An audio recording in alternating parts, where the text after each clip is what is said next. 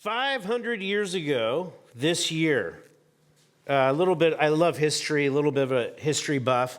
Anyone know what was going on 500 years ago this year? All right, good. None of you do. I had to look it up too. But just a few things. Now, think about this. I'm glad that we live in the year 2025.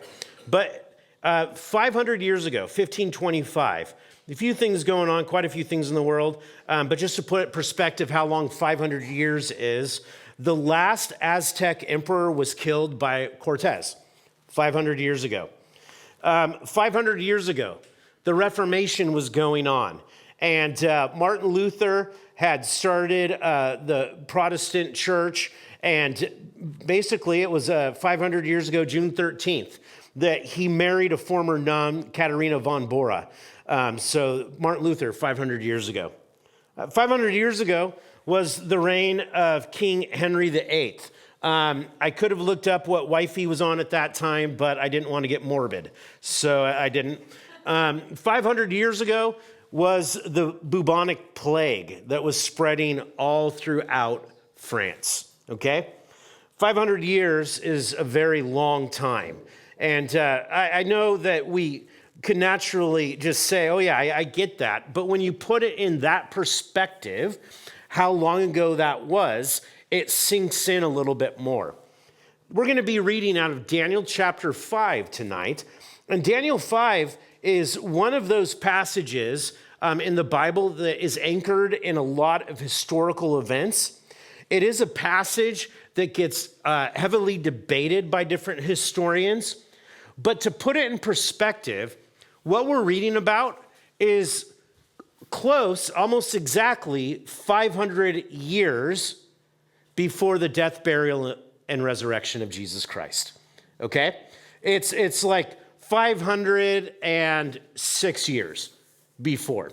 So just historically, I'm just pointing that out because when we read the Bible, we think of all of it as just in the past.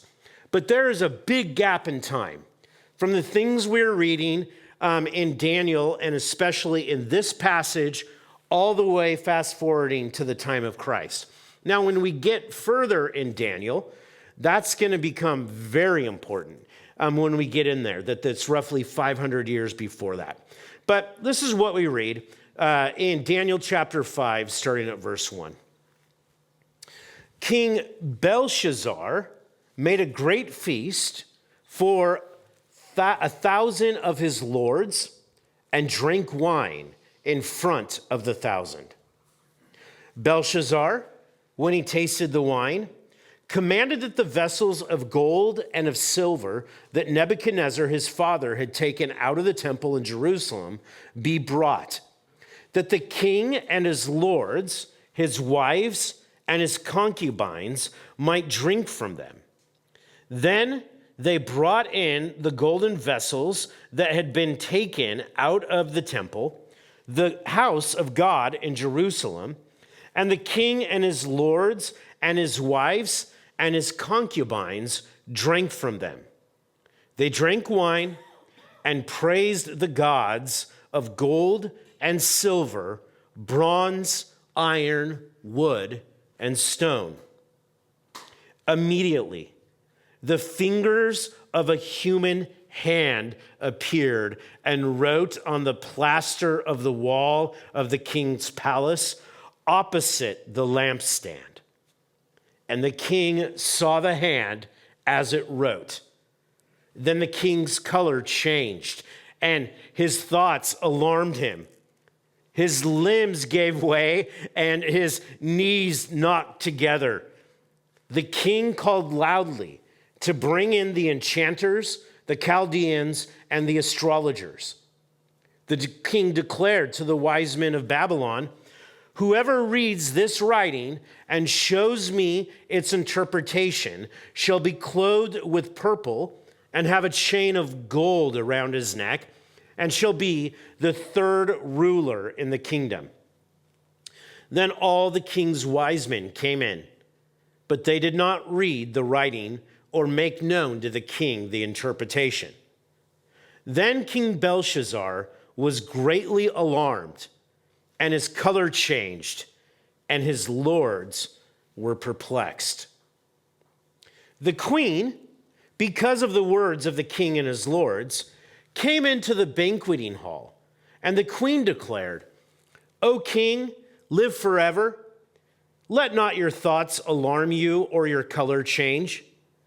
There is a man in your kingdom in whom is the spirit of the holy gods. In the days of your father, light and understanding and wisdom like the wisdom of the gods were found in him. And King Nebuchadnezzar, your father, the king, made him chief of the magicians, enchanters, Chaldeans, and astrologers, because an excellent spirit, knowledge, and understanding to interpret dreams, explain riddles, and resolve problems were found in this Daniel, whom the king named Belteshazzar. Now let Daniel be called, and he will show you the interpretation." Then Daniel was brought in before the king. The king answered and said to Daniel, "You are that Daniel, one of the exiles of Judah, whom the king, my father, brought from Judah. I have heard of you, that the spirit of the gods is in you, and that light and understanding and excellent wisdom are found in you. Now, the wise men, the enchanters, have been brought in before me to read this writing and make known to me its interpretation. But they could not show the interpretation of the matter. But I have heard that you can give the interpretations and solve problems. Now, if you can read the writing and make known to me its interpretation, you shall be clothed with purple and have a chain of gold around your neck, and shall be the third ruler in the kingdom." Then Daniel answered and said before the king, "Let your gifts be for yourself, and give your rewards to another. Nevertheless, I will read the writing of the king and make known to him the interpretation. O king, the Most High God gave Nebuchadnezzar your father kingship and greatness and glory and majesty. And because of the greatness that he gave him, all peoples, nations, and languages trembled and feared before him. Whom he would, he killed, and whom he would, he kept alive. Whom he would, he raised up, and whom he would, he humbled. But when his heart was lifted up and his spirit was hardened, so that he dealt proudly, he was brought down from his kingly throne, and his glory was taken from him. He was driven from among the children of mankind, and his mind was made like that of a beast, and his dwelling was with the wild donkeys. He was fed grass like an ox, and his body was wet with the dew of heaven, until he knew that the Most High God rules the kingdom of mankind and sets over it with whom he will. And you, his son, Belshazzar, have not humbled your heart, though you knew all this. But you have lifted up yourself against the Lord of heaven, and the vessels of his house have been brought in before you. And you and your lords, your wives and your concubines have drunk wine from them. And you have praised the gods of silver and gold, of bronze, iron, wood, and stone, which do not see or hear or know, but the God in whose hand is your breath, and whose are all your ways, you have not honored. Then from his presence the hand was sent, and this writing was inscribed. And this is the writing that was inscribed: Mene, Mene, Tekel, and Parsin. This is the interpretation of the matter. Mene, God has numbered the days of your kingdom and brought it to an end. Tekel, you have been weighed in the balances and found wanting. Perez, your kingdom is divided and given to the Medes and Persians. Then Belshazzar gave the command, and Daniel was clothed with purple, and a chain of gold was put around his neck, and a proclamation was made about him that he should be the third ruler in the kingdom. That very night, Belshazzar the Chaldean was killed, and Darius the Mede received the kingdom, being about 62 years old. The first time I ever read this story, it came about in an odd way. At the time, I was working at Cuts Forest Marketplace, and I was studying the Word of God a lot. I had been called into ministry, and people knew that I was in Bible college at the time. But all of a sudden, while I was working one night, a coworker walked up to me and another worker pointed at me and said, many tickle person. And I was like, okay, what? And he said it again. He just pointed at me and he goes, many tickle person, and walked off. Kind of a weird evening to be working with this guy. And I was like, what is wrong with him, right? I didn't know what it was. And finally, at the end of the night, he came up to me and he goes, I was just messing around with you. You probably thought that was really weird. And I was like, it was weird, right? But he was kind of astonished. He just said, you don't know what that is? And I said, no, I have no clue. Were you like speaking in tongues or something? Like what was happening? And he told me, well, that's from the book of Daniel. I'm surprised you don't know that. You're in Bible college. And at the time, I had just not studied the book of Daniel. I actually took that from there and went and started listening to Dr. David Jeremiah and his teachings through the book of Daniel and discovered this chapter and what that meant. This is a very interesting chapter. It's one of those ones that it's almost better to preach when you get into October and you start to get closer to Halloween. This whole story of this disembodied hand that shows up and starts writing on the wall, to the point where King Belshazzar, even the description of it, his color changes, he gets pale, he's scared, his limbs are going limp, and it even gets to the point where what's happening? It literally says his knees start knocking together.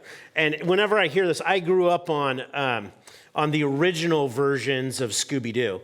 And instantly my mind just goes to that because it's a scene from like the Addams Family or something like Scooby-Doo. It's freaky, but there's a lot of good stuff that we can study from this. As I look at it, I want to ask the questions tonight. What is the history behind this text? There's a lot of history here. How idolatry influenced the fall of Babylon, because literally we just read at the very end of this passage that Babylon fell on this night. And the third question, what are the prophecies of the past, present, and future concerning this empire, Babylon? So we're going to talk quickly about the history, idolatry, and prophecy. Okay? History, idolatry, and prophecy. There's a lot going on in this passage. And as we moved from last weekend being in Daniel chapter 4 to now being in Daniel chapter 5, there is a time span that has taken place. King Nebuchadnezzar was the king of Babylon that we studied for the first 4 chapters of the book of Daniel. King Nebuchadnezzar was the longest ruling king of the empire of Babylon. He reigned in Babylon for just over 40 years. And as I've explained in past messages, he started out when he was young as a brilliant general and tactician, conquering all of the kingdoms and empires and city-states around him. He was then known as a great reformer. He took all of the knowledge, the wisdom, the philosophies, the music, the arts, the architecture, all the culinary skills, and even different ideas about worshiping the gods into Babylon and made it a very multicultural center for the world. But as we read this last weekend, Nebuchadnezzar had a very strange encounter with God. It was prophesied through a dream that something would happen to him, that in his pride, he would be struck with judgment and for 7 years go insane. That is what we read about in chapter 4. At the end of that 7-year period, Nebuchadnezzar looks to heaven and declares who God is, the true God, Yahweh.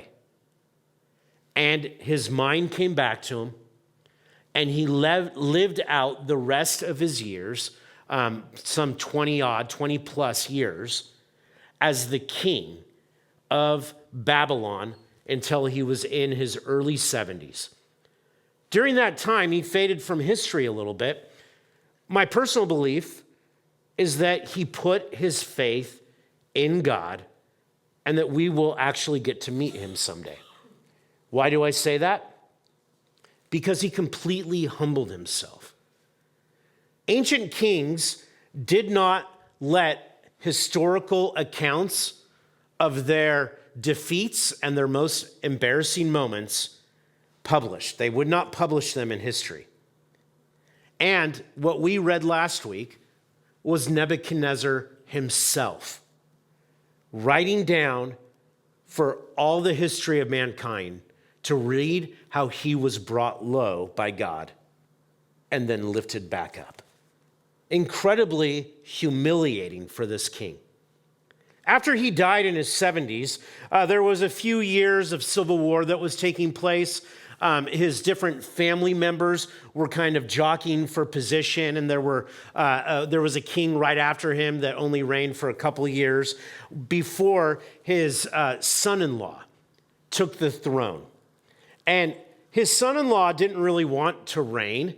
He actually spent most of his time in Arabia, kind of in a self-exile. A lot of historians will say he was basically vacationing and didn't really want to rule. So he had his son, Belshazzar, reign in his place as a co-regent. So the actual king of Babylon went to the south to a vacation spot, and he gave most of the responsibilities and power over to his son. As we read this, it keeps saying in this passage that Belshazzar is Nebuchadnezzar's son. He's actually Nebuchadnezzar's grandson. He is the daughter, or Nebuchadnezzar's daughter had this son, if you will. So that was common. We see that all over the place in the Bible, where even someone who is a grandfather or a great-grandfather at times is called the father of somebody. It's not unlike when I was young, if somebody was called a papa was another name for a dad, the way I grew up. But what do my grandsons call me? Papa, or all kinds of other names that I had to tell them not to call me. Actually, one of them likes to push my buttons and calls me Papa Kamala. Anyways, yeah, you look at that, and that's who this Belshazzar is. Really, it was only a few years after the time of Nebuchadnezzar that there were different kings who reigned. And that's some of the historical account of this. As we start out this passage, what you see is Belshazzar is having this great feast. And the details of it are this. He brings in 1,000 people to feast with him. Now, I don't know about you, but I've never been to a feast that big. But this is massive on scale. A feast of 1,000 of his lords, so all the wealthy, powerful people, and his wives, and his concubines. And while he is there, he starts drinking wine, and as he is getting drunk, he then decides, hey, go to the treasury. When my father Nebuchadnezzar conquered Jerusalem, he took all of these beautiful gold ornaments out of the temple. Let's take those. Those were things that were used in worship and sacrifice to the God of the Jews. let's party with those. And they take these things that were meant to be sacred items before the Lord, and they basically turn them into what? Red Solo cups. Okay? They're red Solo cups. If it was in our day and age, they were probably playing beer pong with them, all right? Just losing all sanctity for these things. And while he's there, the judgment comes. The finger of God begins to write on the wall. The finger of God's a little bit interesting to study out. It's talked about in a few different places. Now, God, the Father, is spirit. He's not flesh and blood like we are. But being omnipotent, all-powerful, he can do whatever he wants. And there are certain times he manifests in certain ways, and sometimes it's literally by a finger. You see it in Exodus. The Egyptians attribute the different judgments that are happening to them. And I think it's actually in the plague of the frogs, maybe the crickets, but I think it's the frogs, that it's so disturbing that they say that is the finger of God that has brought these plagues upon them. Moses saw the finger of God. Where? On Mount Sinai, when he went up to meet with God, and it was the finger of God that wrote the law and the 10 Commandments on the stone tablets. Wouldn't that be incredible, right? Just burning it in or something, chiseling it away. I don't know how that works. Later in the Gospels, after Jesus casts demons out, there are Pharisees that accuse him to be doing it by the power of Satan. But he says that he does it by the finger of God. A mystery. A mystery. But on this night, at this feast, as they're partying, suddenly the finger shows up and writes the words. Now, when we look at this, it says in most translations that it's the queen who comes in and explains, hey, there is somebody that worked for Nebuchadnezzar, your king and your father, who should be able to tell you the interpretation of this. Most likely, this isn't the queen, but rather the queen mother. Nebuchadnezzar's daughter, who would be Belshazzar's mother. And that's probably the case because if you notice, she had to come into the banquet. Belshazzar, the king at this time, all of his wives and concubines were already there, okay? And it was a co-regent. It was actually Belshazzar's dad who was the literal queen. So this is Nebuchadnezzar's daughter who's coming in and saying, my dad used to have an employee. He had someone in his royal court who more than once, when mysterious things happened, was able to interpret all of it. Call him in and see what's going on. And that's exactly what ends up taking place here. I said that it gets really controversial with this passage as well because of the last two verses in the passage. A little bit more about the history of it before I move on.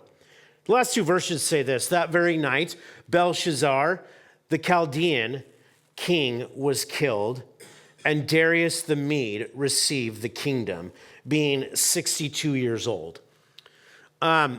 Herodotus, the historian, actually records what happened on that night. This passage doesn't say it directly, but what took place was the Medes and the Persians, the Medo-Persian armies, had camped outside Babylon, outside the city. Their walls were 30 feet high. 30 feet high. And actually, I think it's 300 feet high. I don't remember. How high is 8 stories? Someone will figure it out and tell me later. But 8 stories high, incredibly thick.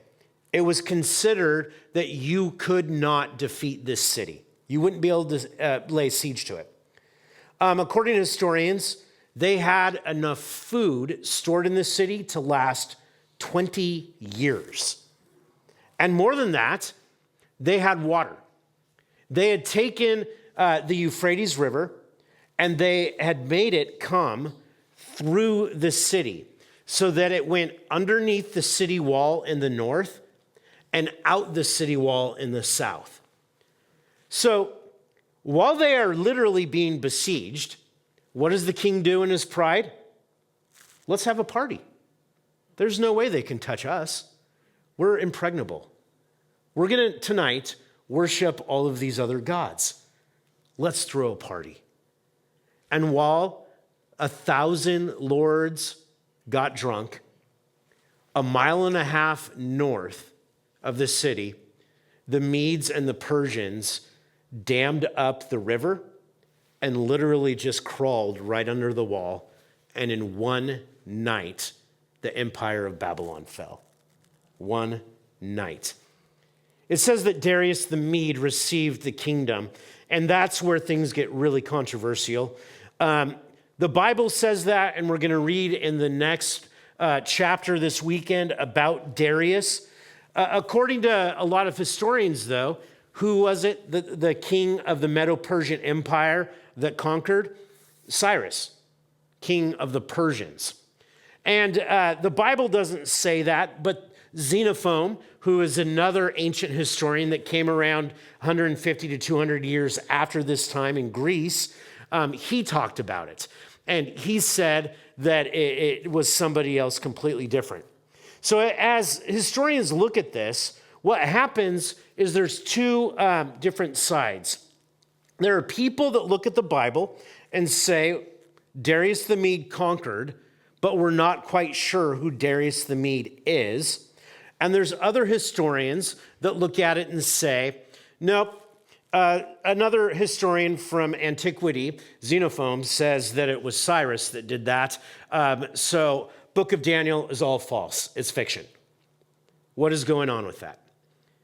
Anytime we read the Bible or any ancient account or any testimony, we either look at it with a lens where you want to believe and accept it, or you want to be critical and skeptical of it. That's what happens with this. We know that not all of our ancient history is put together correctly.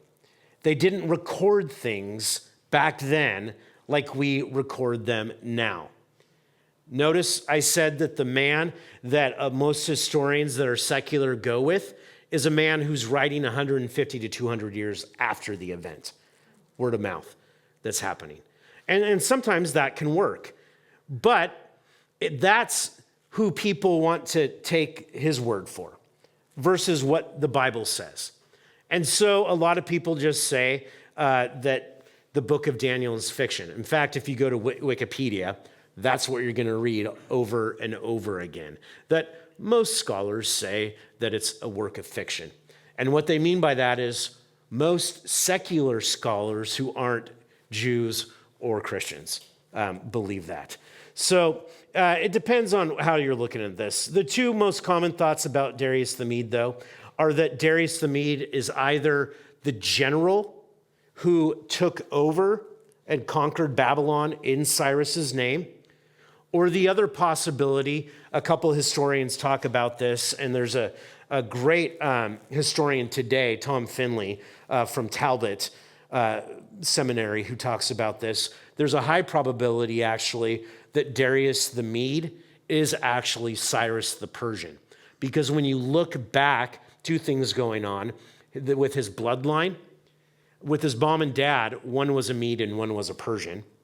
And it's very common for people in biblical times to have more than one name. In fact, you see that all throughout the Bible, where people's names are different depending on where they are in locale or where they are in their life. It might not be that different than this. The very first wedding I ever did, I married the couple, and I said the wrong name. All right? I said the wrong name. I married them, and I said, I married them, Guy and Amy, but I knew Guy as Guy. But his birth name was actually Alex. And like 3 months before the wedding, he wanted to go by Alex, right? So with this guy, you either know him as Guy or Alex. Or it's like John in our church, John Peterson. Actually, there's a lot of people that don't call him John in town. He's actually Pete, okay? So some historians will say that that's who this man is. And you're like, that's great. Great history. Can we move on? Sure. You look at this. The second question, how idolatry influenced the fall of Babylon. We've seen throughout Daniel so far this tension that's taking place where in Babylon they worship different gods, but over and over again, the creator God of Abraham, Isaac, and Jacob has been trying to get through to the people in Babylon in all these incredible ways to say, I am the one true God. Notice on the night that all of this took place with the fall of Babylon, they are desecrating the items of worship for the one true God. And 2 times it says that instead, they're worshiping gods that aren't gods at all. The gods of gold, silver, bronze, of wood, clay. Basically, these gods that are gods of wealth, that's the gold, silver. Bronze, a god of security and war. That's what their implements of war were made out of. And then you have wood and clay, what they use in their economy as textile goods. They're worshiping all of these gods, gods of wealth, of power, safety, security, war, gods of progress, economic gods. That's who they are lifting up instead of the one true God. It was their idolatry that was their downfall. That is the place and the influence of the fall of Babylon. Now, I said I spent too long on the history part because I kind of enjoy it. That's the idolatry part. The last part I said we'd look at is the prophecies. What are the prophecies of Babylon, past, present, and future? When we look at Isaiah chapter 13, chapter 14, chapter 21, and chapter 47, and you look at Jeremiah 50 and 51, all 6 of those passages prophesy the fall of Babylon long before it actually fell. And the interesting thing in both Isaiah and Jeremiah, God spoke through both of those prophets and said it would be the Medes who would be the ones to cause the fall. According to Daniel chapter 5, who was it given over to? Darius the Mede. Absolutely incredible. God prophesied that Babylon would be raised up as his instrument to judge the nation of Judah. But then in their pride, they would mistreat the people, and that then he would come and judge them by raising up the Medo-Persian Empire, the Medes and the Persians, to conquer them. Pretty amazing when you look at that. And again, let me repeat those in case you're trying to write those down. I saw some of you do that. It's Isaiah 13, 14, 21, 47. Jeremiah chapter 50 and 51. But let's look at this. Because this is all interesting stuff, but it's all historical stuff, except that it's not. I've said a couple times as we've gone through the book of Daniel that Babylon still exists just in a different form. Just in a different form. We read this in Revelation. We're going to fast forward. Revelation 17, verses 1 to 7. Then one of the seven angels who had seven bowls came and said to me, "Come, I will show you the judgment of the great prostitute who is seated on many waters, with whom the kings of the earth have committed sexual immorality, and with the wine of whose sexual immorality the dwellers of the earth have become drunk." And he carried me away in the spirit into a wilderness, and I saw a woman sitting on a scarlet beast that was full of blasphemous names, and it had 7 heads and 10 horns. The woman was arrayed in purple and scarlet, and adorned with gold and jewels and pearls, holding in her hand a golden cup full of abominations and the impurities of her sexual immorality. And on her forehead was written a name of mystery.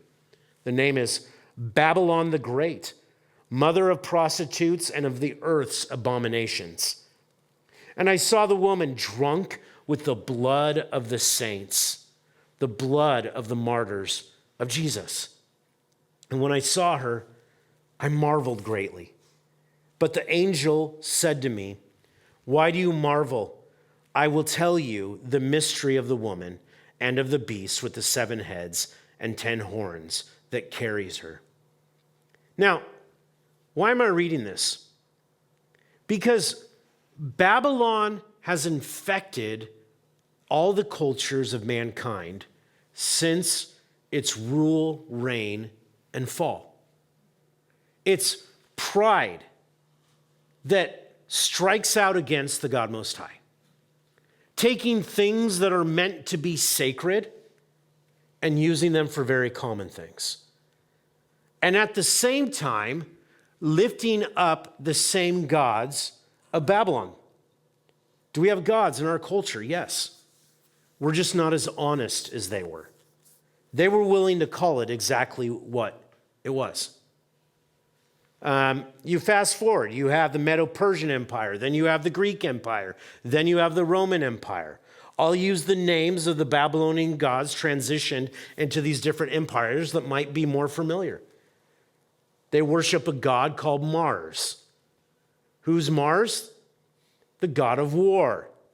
How does any country have safety and security? By having the biggest army, the biggest military, bigger than anybody else, and being willing to use it in order to create the safety and security of its own people at the cost of lives of others. Safety and security, nothing but the god of Mars. You look at it, and gods of power, wealth, are they here today? Oh, yeah. In 2008, we had stock market crashes. And we saw on a smaller scale what happened back in the 1930s when the Great Depression happened. We had a Great Depression, a Great Recession.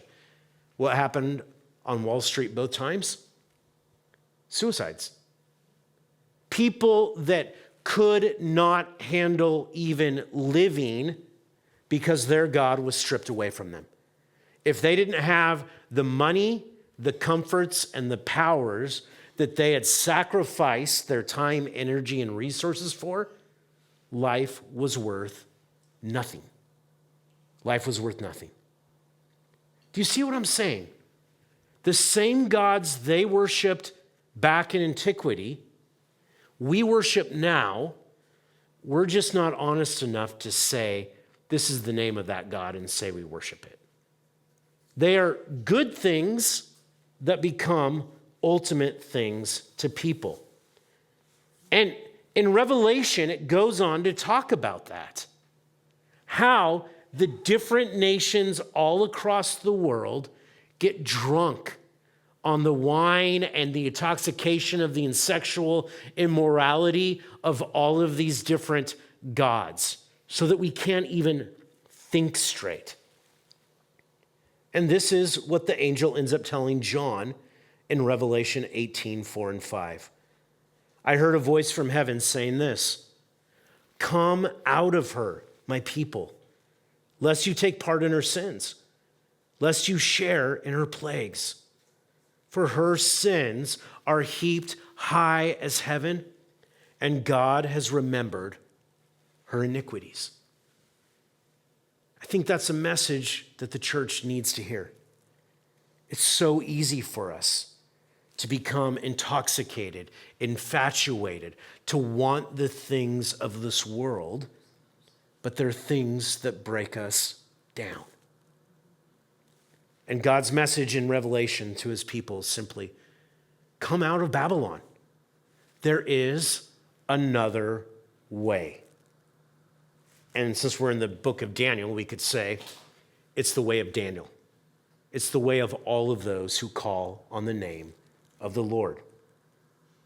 Now, this keeps happening as we go through Daniel. It gets really heavy. Why? It's a book of prophecy. And prophecy not only tells the future, but prophecy is truth-telling about the human condition. But let me leave you with these words of encouragement from Paul. If you look at it, when you look at what happened on this night with Belshazzar, they are in the middle of the night. What are they doing? Partying away. Partying away. And like a bunch of thieves, what happens? The Medes break right into their homes and conquer them all. This is what 1 Thessalonians 5 says. Now concerning the times and seasons, brothers, you have no need to have anything written to you, for you yourselves are fully aware that the day of the Lord will come like a thief in the night. While people are saying there is peace and security, then sudden destruction will come upon them as labor pains come upon a pregnant woman, and they will not escape. Think about what's being said there. Paul is saying there is a time of judgment that is coming on the world. And when it comes, people will just not be aware of it. He goes on to say in verse 4, "But we are not in darkness, brothers, for that day to surprise you like a thief. For you are all children of light, children of the day. We are not of the night or of the darkness. So then, let us not sleep as others do, but let us keep awake and be sober. For those who sleep, sleep at night, and those who get drunk are drunk at night." It's a comparison, if you will. You look at this. All of the royals of that empire were caught off guard. When the enemy was at the gate, they weren't ready. Verse 8, "But since we belong to the day, let us be sober, having put on the breastplate of faith and love, and for a helmet, the hope of salvation. For God has not destined us for wrath, but to obtain salvation through our Lord Jesus Christ, who died for us, so that whether we are awake or asleep, we might live with him. Therefore, encourage one another and build one another up, just as you are doing." Such a weird dichotomy that on one hand, Paul says a day of judgment and God's wrath is coming. God has to judge the evil and the sins of this world. But through the blood of Jesus Christ, we have a hope in him that we will be saved from that.